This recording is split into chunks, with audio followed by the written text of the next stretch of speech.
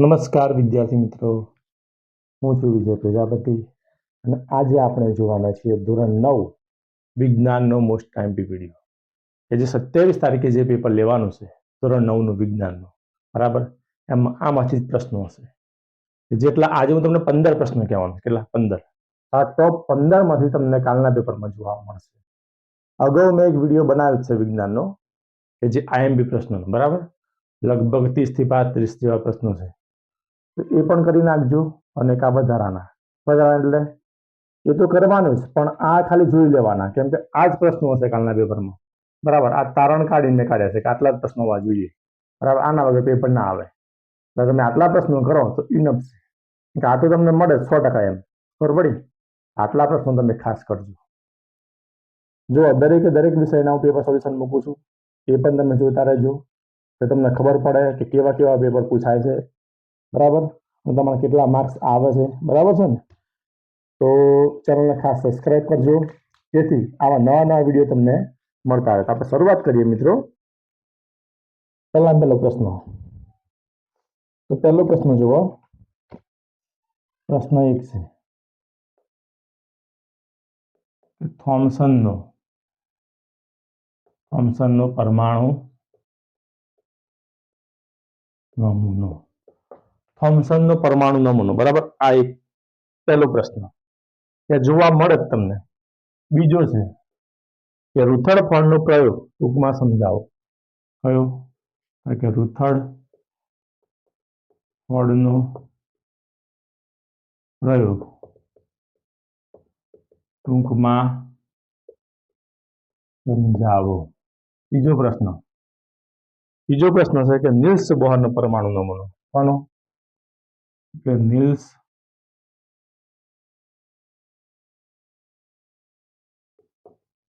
બોહરનો પરમાણુ નમૂનો. આ 3 નમૂના છે ને ભાઈ, આ 3 નમૂનામાંથી 1 કે 2 નમૂના 100% આવવાના કાલના પેપરમાં. આ 3 નમૂના, આ 3 પ્રયોગો છે ને કરી નાખજો, બરાબર. 100%. એક તો ફાઇનલ છે, પણ કદાચ 2 પણ મળે, તમારું નસીબ, બરાબર. એટલે કરી નાખજો ખાસ. આગળ છે ચોથો પ્રશ્ન કે દળ સંચયનો નિયમ અને નિશ્ચિત પ્રમાણનો નિયમ.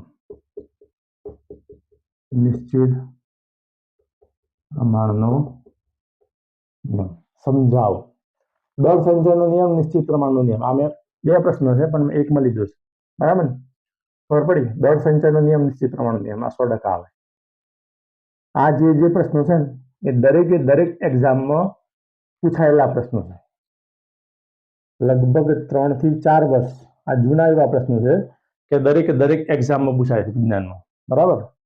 તો આ ખાસ કરજો, કેમ કે આના પ્રશ્નો રિપીટ થતા હોય, બરાબર. તો ખાસ કરી નાખજો, જેથી સારામાં સારા ગુણ તમારે આવે. આગળ છે 5મો પ્રશ્ન કે ગુરુત્વાકર્ષણનો સાર્વત્રિક નિયમ સમજાવો.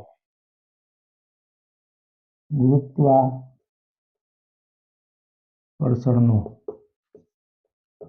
સાર્વત્રિક નિયમ સમજાવો. જો રાઇટિંગ થોડું મારે જોરદાર છે, એટલે પ્રશ્ન હું બોલું છું, હો, ધ્યાન રાખજો. અને તેનું ગાણિતિક સ્વરૂપ.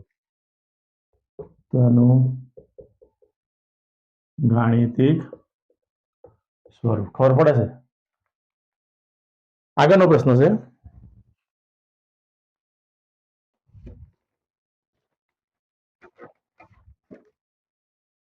જો 6થો પ્રશ્ન. ગુરુત્વ પ્રવેગ એટલે શું? ગુરુત્વ પ્રવેગ એટલે શું? સ્મોલ જી અને કેપિટલ જી વચ્ચેનો સંબંધ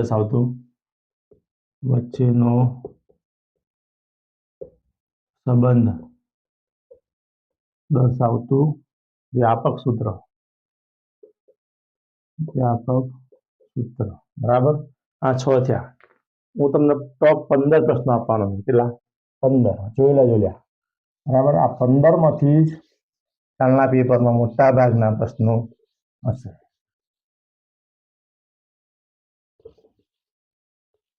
કેમ કે ઘણા મિત્રોની કોમેન્ટ હતી, વિદ્યાર્થી મિત્રોની, કે સર થોડા પ્રશ્નો બનાવો, થોડા પ્રશ્નો, લિમિટેડ પ્રશ્નો. બરાબર.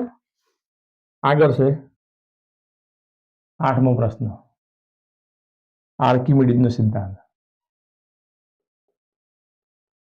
આર્કિમિડીઝનો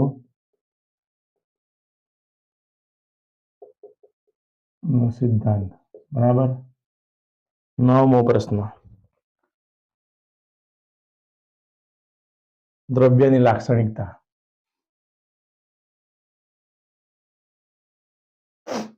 દ્રવ્યની લાક્ષણિકતા. 10મો પ્રશ્ન, દ્રાવણના ગુણધર્મો. આ બધા કરી નાખજો મિત્રો. જો સારા ગુણ જોઈતા હોય તો કરી નાખજો. આગળ છે 11મો, ગોલ્ગી પ્રસાધન. ગોલ્ગી પ્રસાધન ટૂંક નોંધ. 12મો, વાયુરંધ્ર. વાયુરંધ્ર એટલે શું? અને તેની રચના અને કાર્ય. જો ગુજરાતીમાં થોડા અક્ષર આપણે વીઆઈવી આવે છે. બરાબર. પણ ગણિતમાં સારા આવે છે. ગણિતમાં હું ચલાવું તો ગણિતમાં થોડું વ્યવસ્થિત આવે છે. જોતા રહેજો આ પ્રમાણે. ન્યૂટનના ગતિનો બીજો નિયમ. સૂત્ર કયું? કે F બરાબર ma તારવો. આવવાનું જ લે કાલે આ પ્રશ્ન. F બરાબર ma તારવો. બરાબર. આ પ્રશ્ન આવે છે. આ પ્રશ્ન ના આવે તો પેપર જ ના બને. ખબર પડે? F બરાબર ma તારવો. આ પ્રશ્ન 100% આવે. 14મો છે કે ખાતર એટલે શું? ખાતર એટલે શું અને તેના પ્રકારો. રાસાયણિક, કુદરતી, તેના પ્રકાર. બરાબર. કેટલા થયા? 14 થયા. અને છેલ્લો પ્રશ્ન 15મો. 15મો પ્રશ્ન છે. 15મો પ્રશ્ન, દબાણ એટલે શું? દબાણ એટલે શું? સૂત્ર, રાશિ અને SI એકમ. સૂત્ર, રાશિ અને SI એકમ. બરાબર. આટલા 15 પ્રશ્નો કરી લેવા. એટલે આ 15માંથી કાલ તમને મળશે. બરાબર.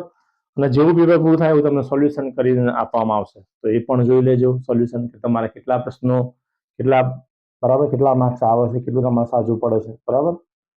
તો મળીએ નેક્સ્ટ વિડીયોમાં. થેન્ક યુ મિત્રો.